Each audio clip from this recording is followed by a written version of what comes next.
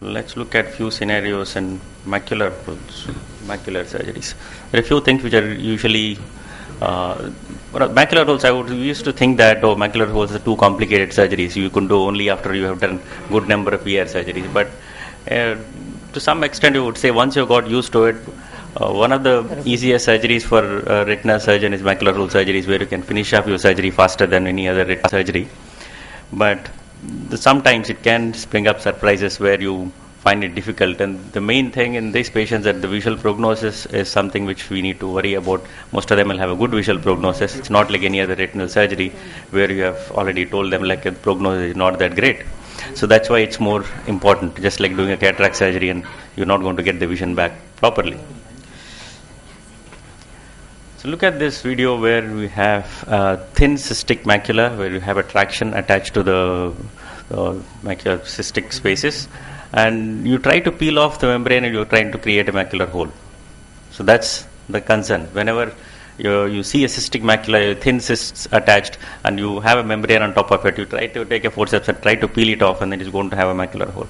So this is where the difference lies. Like when you in cases where you have that something like that, where you can't do direct peel off over the roof of the cystic space, you can actually do a bimanual surgery. You can actually hold the membrane with the forceps and try to dissect it out, and so that it will not de-roof it, or maybe you can just go around the cystic space and then truncate it and then leave it with a thin tissue there on top of the cystic space, so that you don't create a macular hole and cause more problems than what it was there already.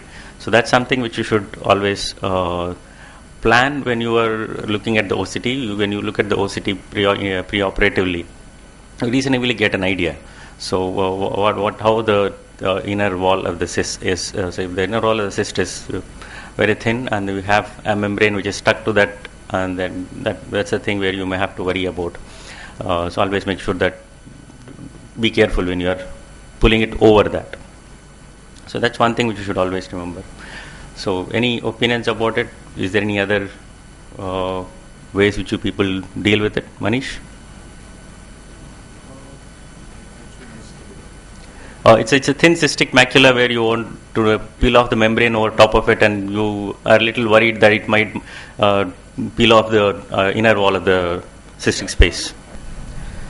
Where there is a macular hole with posterior staphylomas and retinal detachment, you're trying to deal with that.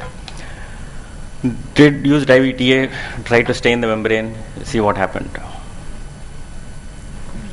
The dye has gone subretinal. You can see the dye in this area. So we are stuck again. So you don't want the dye to go subretinal. You know that the dye is toxic to the retinal cells, and you don't want all these things happening. So once you see this here, you can actually see that bluish tinge there, subretinal area. So that's something we should be careful, especially in the cases where there is localized detachment of the macula, or the cases where you have a retinal detachment and there is a macular hole. You want to deal with it and you want to stain it. If you can manage peeling it without staining is good. If you can't, then if you really want to stain, it's preferable to avoid this happening. So I'll just show you another video how we managed in the case. This is the case where we actually tried doing it's a complete retinal detachment. We did PFCL, could not find the break, then we finally found a break somewhere close here. So if you look at it, what we did was we just left some PFCL bubble there, then injected dye, so that the dye will not go to the subretinal space. So that's going to block the hole, and you're going to still stain around. It might not stain at the edge of the break, but it still have the stain for you to identify, and then you can start peeling. You can see that's the hole which is seen there, the tiny holes which are seen there. Those are the ones which has caused retinal detachment. So it's not seen that clearly here. It's too bright there. Okay.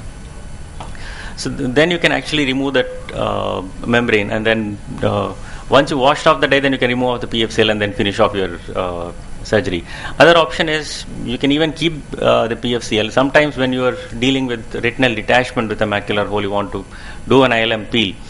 it might be a little difficult for you to peel it because there is no counter traction because retina is coming off. So maybe you should start somewhere close to the on the nasal temporal to the disc and then go across. That will help you, give you some traction.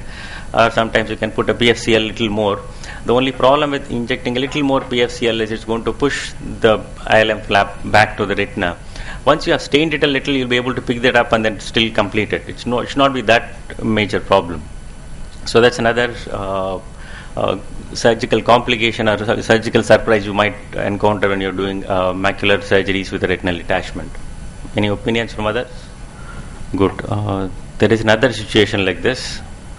I don't have the video for this, but then I can show you the OCT scans which has caused a surprise, but not intraoperative, but postoperative surprise.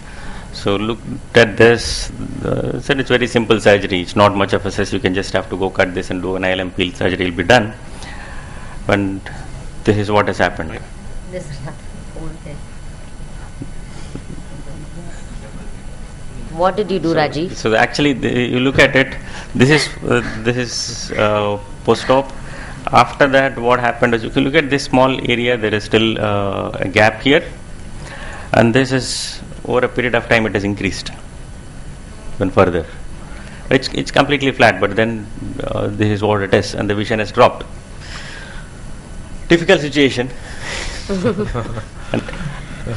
So there are only I don't have an exact answer for this because we had a discussion about it and we went back and actually looked at the surgery. So it came to me as an opinion, said like, what do you want me to do now? I said, the one option is you can go ahead and do surgery, but I've already removed ILM, so what should I do? I said, you can take an ILM from some other area, plug it there and see. So that's an option we can still give. Unfortunately, fortunately for the patient, the patient didn't agree for the next surgery, so we just left it there.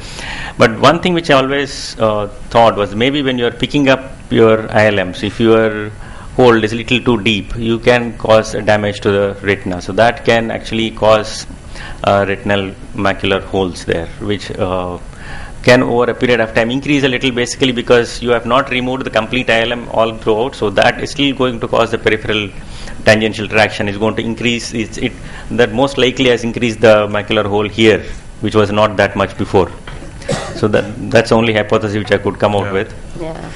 No, but I think in Rajiv, and sometimes in cases where you have these really thin ILMs, kind of the case that you probably showed, I probably don't want to kind of go and directly pick up the ILM, so I use these Thanos forceps, like your diamond dusted membrane, forceps to actually scrape quite a large part of the ILM and then just kind of pick it up. Probably you may not cause a surprise there or not get another surprise there. That's one of the ways you can just avoid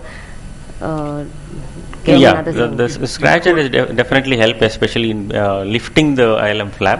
But over a period of time, we are able to manage without using a scratcher. So that's how we started. If given a choice to manage now, if the patient allows, I would choose to put silicone oil now and make sure that it goes back, because I don't think gas would sustain it that easily. It's unlikely. Yeah. Thank you, Rajiv. So